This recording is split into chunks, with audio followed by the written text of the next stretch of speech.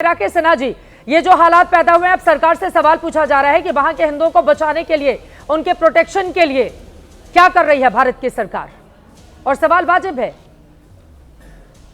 पहली बात तो अंतर्राष्ट्रीय संस्थाएं जो गाजा को लेकर, जो इस्लामिक मुल्कों में जो समस्या होती है उसको लेकर चिंतित होती थी, आज हिंदुओं के साथ बड़ी मात्रा में, बड़ी संख्या में सुनियोजित ढंग से जो उन पर हिंसा हो रही है उस पर चुप्पी साधे हुए।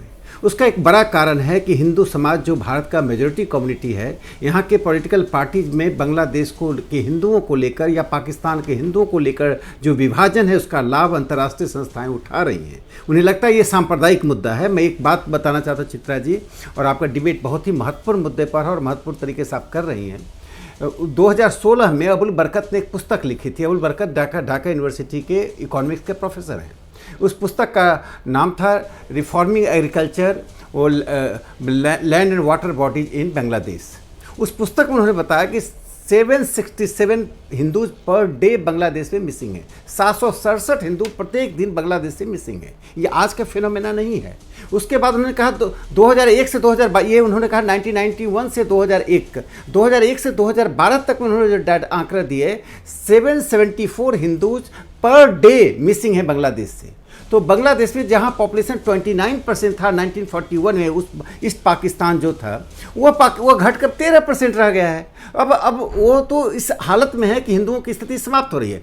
3 महत्वपूर्ण पक्ष है जो हमारा सीधा हस्तक्षेप नहीं हो पा रहा है।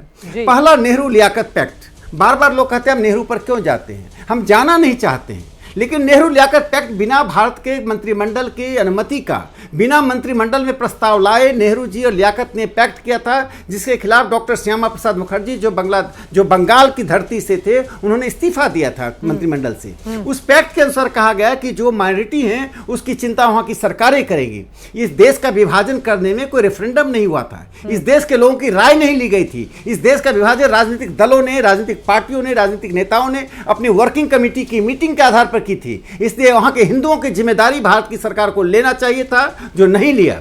दूसरी महत्वपूर्ण पक्ष इसमें है बांग्लादेश के बारे में, it is Islamic war against Hindus. ये कोई बांग्लादेश का नहीं है। 1991-2001 के बीच में जो 767 हिंदूज रोज गायब होते थे, कौन कर रहा था? It is Islamic war against Hindus.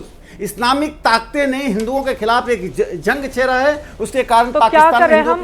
Islamic ताकतें हिंदुओं का कत्लेआम कर रहे हैं, क्या कर रहे हैं? अब मैं एक बांग्लादेश के बारे में बोलेंगे। हाँ, मैं अब दो समाधान में कह रहा हूं। पहला समाधान यह है, पहला समाधान यह है कि अंतर्राष्ट्रीय मंच पर एकजुटता के साथ हम इस इस्लामिक आक्रमण के खिलाफ आवाज उठाएं। ये बांग्लादेश का आक्रमण नहीं है, ये इस्लामिक आक्रमण है, और इस्लामिक आक्रमण को इस्लामिक आक्रमण की तरह देखना पड़ेगा। मैं इस बात से सहमत नहीं हूं कि शेख हसीना सिर्फ हैं इसलिए युद्ध हो रहा है।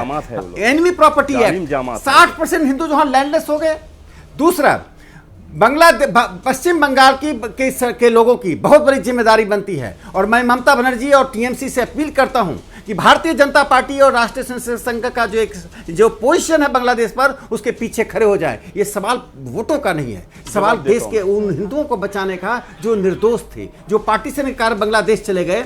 तीसरी महत्वपूर्ण बात है कि हम अपनी भारत के मुसलमान, ये वक्त है भारत के मुसलमानों को, फिलिस्तीन के ऊपर हुए सड़कों पर आते हैं। बहुत दर्द होता है, हमें भी दर्द होता है जब कोई बाहर मुसलमान भी मारा जाता है, लेकिन बांग्लादेश में अपने ही भाई मारे जा रहे हैं। 47 से पहले भारत माता के संतान थे।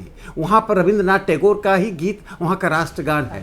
उस बांग्लादेश में मारे जा रहे हिंदुओं पर आज कोई क्यों नहीं आते हैं? यदि पूरा हिंदुस्तान एकजुट हो जाएगा तो ये सरकार को एक ताकत मिलेगी। इससे हिंदू मुस्लिम मुद्दा बनाकर है। राकेश सिन्हा की भी जिम्मेदारी है ना, राकेश सिन्हा जी जिम्मेदार हैं, हम जिम्मेदारी लेते हैं। उनको साथ में ले, सत्ता पक्ष और विपक्ष एकजुट होकर समय। और यहाँ पर हिंदुओं की ये जो लड़ाई है, ये जातियों में कम से कम नहीं बटे। मैं इस तरह की उम्मीद कर रही हूँ। हमारे साथ इस वक्त शरीयत खान जी, वरिष्ठ पत्रकार बांग्लादेश की जुड़े हुए, उनके पास जाऊंगी, लेकिन इशिका तनेजा जी एक टिप्पणी बाकी लोगों के इनको उसको बोलने में सुविधा होगा। बोलिए। 2001 में ना आवामी लीग जब सरकार से चला गए थे, बांग्लादेश का सुनामगंज बोल के एक जगह, जो वहाँ पर बंगाली एक हिंदू बहुत बड़ा नेता था, सुरजीत सेनगुप्ता, बहुत पुराना एमपी था। पूर्णिमा सील बोल के एक लड़की था, उसको परिवार में से आवामी लीग कर किया था। बीएनपी के 16 आदमी मिलकर 14 साल को जो बच्ची थी उसको बलात्कार किए थे। 16 आदमी मिलकर मां रो रहे हैं।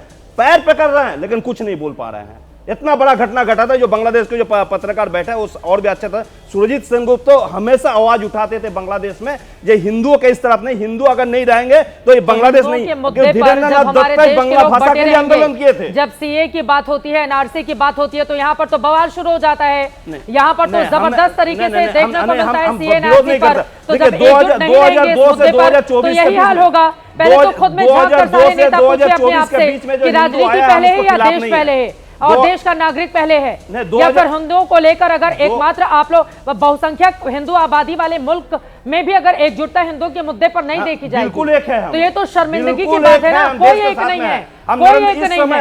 हम सब ने देखा है किस तरह की यहाँ पर खारिज और गंदी राजनीति होती है। इशिका तनेजा जी आपके पास आते, मैं आ रही हूँ, बोले बोले प्रदीप जी। इशिका जी आ रही हूँ, उसके बाद शरद खान जी आपके पास आ रही हूँ। बोले प्रदीप भंडारी जी। इशिका चित्रा जी, इशिका जी पे आप 10 सेकंड लूंगा। आप इशिका जी आ रहे, इनका दोहरे मापदंड देखिए। आज बंगाल में हिंदू दीपू दास की बर्बर हत्या के खिलाफ जब प्रोटेस्ट कर रहे थे, ममता बनर्जी की पुलिस हिंदुओं पे लाठी चला के ये हमारे बंगाली हिंदुओं को खून खून कर दिया ममता बनर्जी की पुलिस ने। तो क्या बंगाल के बहुत बंगाली हिंदू का नाम जैसे चुनाव आते हैं, बथुआ लोग को नाम या वोट लिस्ट से काट दिए हैं, जो 2002 से 2024 के बीच में आए थे, ये एसआईआर में उसको नाम काटा गया है। कोई जिहादी को नाम नहीं काटा गया, कोई मुसलमान को नाम नहीं काटा गया है, कोई जिहादी को नाम नहीं काटा, कोई मुसलमान को नाम नहीं, कोई भी रोहिंग्या नहीं मिला है। 3 रोहिंग्या मिला, 90 घुसपैठ मिला है। बाद में 2002 से 2024 के बीच में जो हिंदू आए थे और हिंदू को नाम काटा गया है। आपको शर्म होना चाहिए। जो हिंदू आपको 2 से 16 18 भेजे और जो हिंदू 3 से 17 किए और हिंदू को नाम काटा दिया है।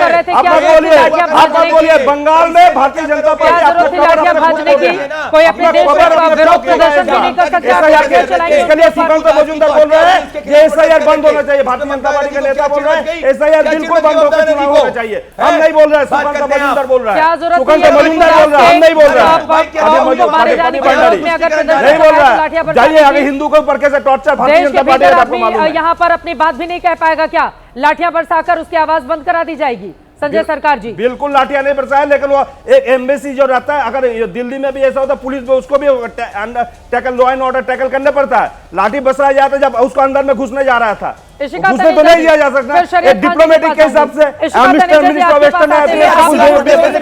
बोलिए ना, मिनिस्टर एक्सटर्नल अफेयर्स का बयान दिया है कोई बयान नहीं।